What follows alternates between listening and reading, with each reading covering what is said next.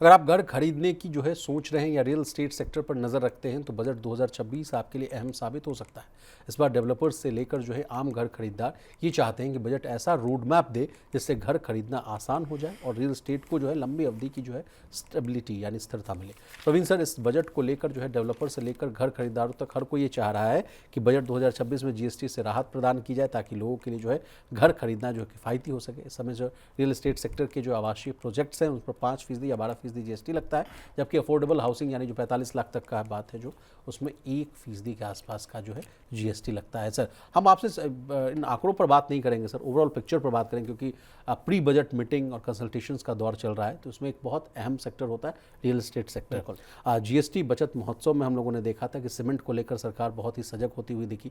28% से जो है जीएसटी उसको घटाकर 18% किया गया। कहा गया कि मांग में जो है अच्छी खासी जो है बढ़ोतरी देखने को मिल सकती है, या मान लीजिए जिसको घर दुकान बनाना है उसको थोड़ा सा राहत मिल सकता है। इसके अलावा सर आरबीआई के एमपीसीज को अगर देखिए पिछले साल 125 बेसिस पॉइंट का, सीआरआर में भी 100 बेसिस पॉइंट के आसपास का कटौती करना ताकि आपको लोन बहुत आसानी से मिले। इन तमाम खबरों को जोड़कर रियल सेक्टर को कैसे आप देख रहे हैं? नहीं, देखिए, पिछले अगर आप कुछ वक्त को देखेंगे और ख़ास तौर पर 2022 से जी, कोविड के ख़त्म होने के बाद से अगर आप रियल्टी के प्राइसेस को देखेंगे, कोविड के दौरान अपने सबसे ख़राब दौर में रियल एस्टेट सेक्टर चला गया था, जहां ना रेंटल यील्ड निकल रही थी, ना आपके घरों की कीमतें बढ़ रही थी, बहुत बुरे हालत में तब चले गए थे। उसके बाद फिर 2022 से जो, और ख़ास तौर पर अगर आप बड़े शहरों को देखेंगे, 2022 से फिर जो रियल एस्टेट सेक्टर में प्राइसेस बढ़ना शुरू हुए, तो अब ज़्यादातर बड़े शहरों में एक मिडिल क्लास फैमिली के लिए घर खरीदना बजट से बाहर हो गया है। और आरबीआई के रेट कट करने के बावजूद, आरबीआई ने भले 125 बीपीएस की कटौती कर दी हो, और दूसरे अगर आप चीज़ें देख लीजिए, मान लीजिए जो सरकार के स्टेप हैं, जैसे कि 12 लाख रुपए तक की टैक्स छूट आपको दे दी है, इस तरह के अगर आप कदमों को देख लीजिए, इसके बावजूद आम आदमी के लिए घर खरीदना अब एक बड़ा सपना, बड़ी चुनौती हो गया है। जो भी लोग बड़े शहरों में आए हैं नौकरी करने के लिए, फैमिली के साथ हैं, उनके लिए एक घर खरीदना अपना एक सपना होता है, और अब वो सपना पहुंच से बाहर हो गया है जी। यहाँ सरकार की तरफ से किस तरह की राहत बजट में मिल सकती है, इस पे सबकी नज़रें हैं। अफोर्डेबल हाउसिंग को लेके एक जो बड़ी बात है कि अफोर्डेबल हाउसिंग, किस तरह के घरों को अफोर्डेबल हाउसिंग माना जाए, क्योंकि घरों की कीमतें इस रफ्तार से बढ़ गई हैं कि अब 40-50 लाख रुपए के घर आपको आसपास दिल्ली एनसीआर में कम से कम ढूंढना बड़ा टेढ़ी खीर है। एग्जैक्टली सर, तो उस लिमिट को भी बढ़ाने की बात कही जा रही है कि जो ये लिमिट है 45 लाख का, उसको थोड़ा सा 80 लाख 90 लाख के आसपास करें। लेकिन बड़ा सवाल यही है कि जिस देश में जो है अभी पर कैपिटा इनकम थोड़ा उसको लेकर जो सवाल उठता रहता है, तो वहाँ 80 लाख 90 लाख रुपए तक के घर को कैसे ही कोई मिडिल क्लास आदमी खरीद लेगा? लोन लेने की भी एक सीमा है सर। अब लोन भी कितना मिल जाएगा? 80 लाख 90 लाख का लोन कितना आदमी को मिल जाएगा?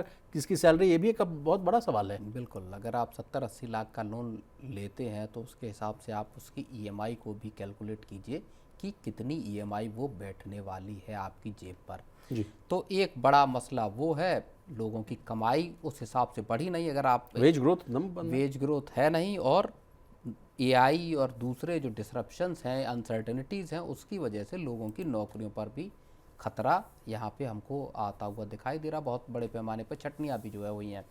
तो रियल एस्टेट सेक्टर जाहिर तौर पर, कम से कम मेट्रोज़ की अगर मैं बात करूँ, तो वहाँ आम आदमी के लिए एक बड़ा मुश्किल भरा सौदा है वहाँ पे घर खरीदना।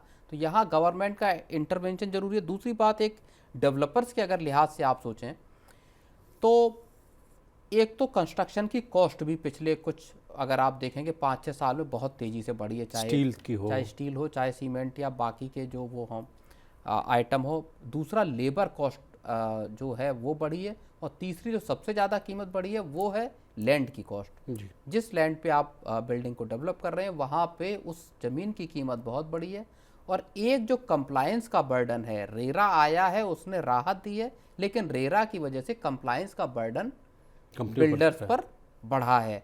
ये सब जब एक्यूमुलेट हो जाता है तो एक घर की कीमत कहीं बहुत ऊपर निकल जाती है। जी। एक और बड़ा मसला है कि तमाम रेरा और सरकार के बहुत सारे दखल के बावजूद, सुप्रीम कोर्ट भी आप देखिए, लगातार सुप्रीम कोर्ट में रियल एस्टेट जो डेवलपर्स हैं उनसे जुड़े मामले लगातार बने रहते हैं। सुप्रीम कोर्ट हो चाहे हाई कोर्ट हो, जहां अटके प्रोजेक्ट हैं, जहां होम बायर्स के पैसे के साथ डिलीवरी ठगी नहीं की हुई गई, हो। डिलीवरी नहीं हुई, 12-12, 15-15 साल हो गए अटके हुए प्रोजेक्ट्स के। उसमें सरकार ने बहुत सारे सुधार किए, लेकिन अभी भी ये सेक्टर उतना पारदर्शी नहीं हो पाया जितना इस सेक्टर को ट्रांसपेरेंट होना चाहिए था। सर, एक लास्ट सवाल, चूंकि अब बजट की बात हो रही है तो रियल एस्टेट सेक्टर के इतर भी बात कर लेते हैं। ओवरऑल आपको कैसा लग रहा है? मात्र 15 दिन के आसपास का समय बचा हुआ है, क्या कुछ बड़े संकेत आपको नज़र आ रहे हैं मिनिस्ट्री से, होम मिनिस्ट्री से, फाइनेंस मिनिस्ट्री से? कुछ बड़े ऐलान किए जा सकते हैं सरकार की तरफ से इस बार? नहीं, सरकार के सामने देखिए इस बार एक चुनौती है। सरकार के सामने इस बार एक चुनौती ये है कि सरकार आम लोगों को राहत देना चाहती है, लेकिन सरकार के पास खजाने का भी एक स्ट्रेन या खजाने पर भी एक दबाव है। फिस्कल डेफिसिट 4.4 के आसपास रखने की चुनौती। खजाने को बचाने के साथ आपको आम लोगों को राहत देनी है। जो प्रधानमंत्री ने कहा जब पिछला बजट आया था 2025-26 का, जी। तब उसके बाद प्रधानमंत्री ने कहा था कि अभी ये जो रेट टैक्स में कटौती हुई है, आगे और भी कटौती जो इनकम टैक्स है वो बर्डन और कम किया जाएगा। तो माना ये जा रहा है कि सरकार चाहती है कि बजट, अदरवाइज बजट में कुछ रहता नहीं है।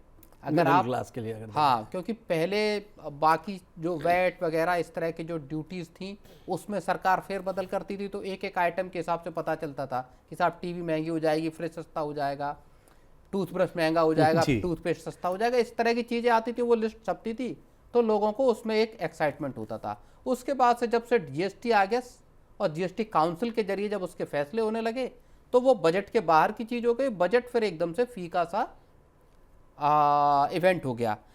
लेकिन पिछले साल के बजट में जब सरकार ने टैक्स में एक बड़ी छूट दी, तब से फिर एक बड़ा एक्साइटमेंट लोगों में पैदा हुआ है, और सरकार भी चाहती कि बजट एक इवेंट की जैसा दिखे कि हाँ।